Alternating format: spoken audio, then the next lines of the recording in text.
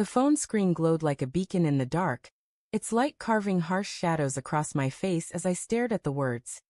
I have no obligation to satisfy a man. My wife's post, timestamp 2:17 a.m., pulsed with defiance, each letter a needle pricking my chest. My thumb hovered over the screen, trembling, as the house around me, a silent, creaking relic of our 10-year marriage, seemed to hold its breath. The air was thick with the stale scent of last night's dinner, a meal I'd cooked while she claimed to be working late. Again, I scrolled through her ex profile, a stranger's domain now, though I'd once known every corner of her heart. The post wasn't a one-off rant. It was a manifesto, liked by dozens, including a name I didn't recognize, Ethan_K. His profile picture showed a man with a smug grin, leaning against a sleek black car. My stomach churned, a sour mix of dread and suspicion. Who was he, and why was his name tangled in her digital life like ivy creeping over our crumbling foundation? The living room was a museum of our past. Photos of us laughing at the beach, her hand in mine, her eyes bright with promises. Now those memories felt like lies pressed under glass. I sank onto the couch, the leather cold against my skin, and replayed the last few months. Her late nights at the office, her phone angled away from me during dinner, her laughter at texts she wouldn't share. Each moment had seemed trivial then, a fleeting irritation I'd brushed off as paranoia. But now, they stacked like kindling, ready to ignite. Liam.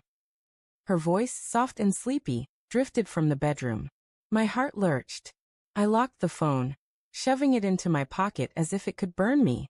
The floorboards groaned under my weight as I crept toward the kitchen, needing distance, needing air. The fridge hummed, a low drone that matched the buzz in my skull. I poured a glass of water, the liquid trembling in my grip, and tried to rationalize. Maybe the post was a joke, a feminist quip taken out of context. Maybe Ethan was just a colleague, a friend. Maybe I was the fool for doubting her. But the doubt clung like damp rot. I'd seen the way her eyes darted to her phone when she thought I wasn't looking, the way her smile tightened when I asked about her day. Last week, she'd come home smelling of cedar and musk, a cologne that wasn't mine. I'd laughed it off, blaming the crowded subway, but now that scent haunted me, a ghost of betrayal.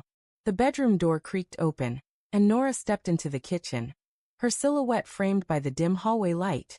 Her hair was mussed, her nightgown slipping off one shoulder, and for a moment, she was the woman I'd married, vulnerable, beautiful mine. "Can't sleep?" she asked, her voice a careful melody, like she was testing the air between us. "Just restless," I said, my throat tight. The lie tasted bitter. I wanted to confront her, to demand answers about the post, about Ethan, about the cracks in our life I'd ignored for too long. But her eyes, soft and searching, held me back. What if I was wrong? What if I shattered us for nothing? She moved closer, her bare feet whispering against the tile. "You've been distant lately," she said, her fingers brushing my arm. The touch sent a jolt through me, equal parts longing and revulsion. "Work stressing you out?" Something like that.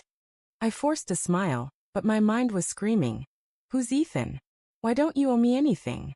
Her hand lingered, warm and familiar, and I hated how much I still craved it. I turned away, pretending to rinse my glass, but really, I was hiding the tremor in my hands. The next morning, the house felt like a pressure cooker, every sound amplified, the clink of her coffee mug, the rustle of her newspaper, the silence where our usual banter used to be. I watched her over my cereal, searching for a sign, a tell. Her phone sat face down on the table, a silent sentinel. When she left to shower, I seized it, my pulse hammering. No passcode, she'd always trusted me. Or maybe she was just careless. Her messages with Ethan were a gut punch. "Missed you last night," he'd written at 1:43 a.m. Her reply? "Your trouble. But I like it." A winking emoji followed, a dagger to my chest. I scrolled further, each text a fresh wound. Plans to meet at a bar. A shared joke about boring husbands. A photo of her in a dress I'd never seen, her smile radiant, meant for him. The shower stopped, and panic surged. I locked the phone, my hands slick with sweat, and returned it to the table just as she emerged, towel wrapped and humming.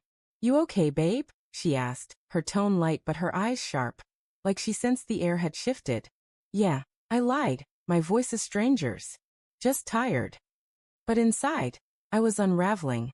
Threads of love and rage tangling into a knot I couldn't untie.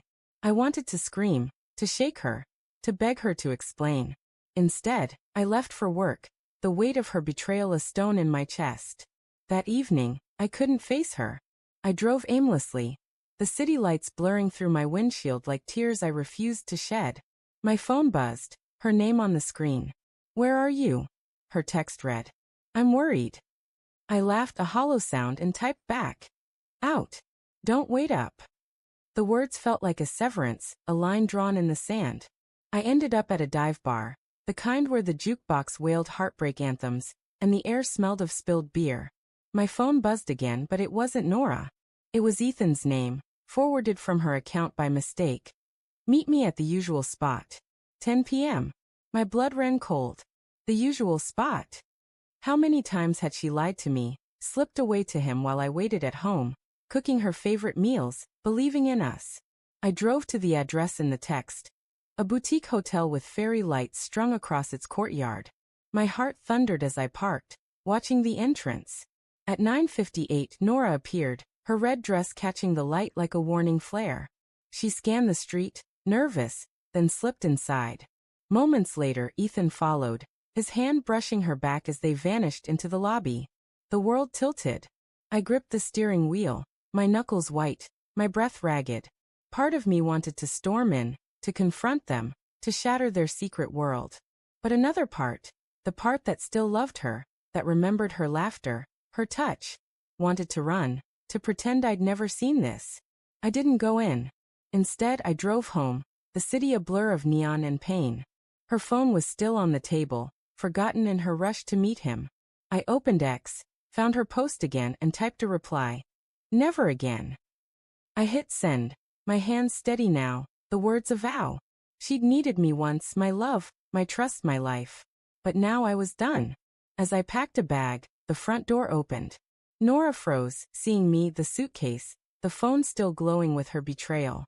"Liam, what?" she started, her voice breaking. "Don't," I said, my voice low, final.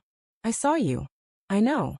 Her face crumpled, guilt and defiance warring in her eyes, but I was already gone, out the door into the night, where the truth couldn't hurt me anymore.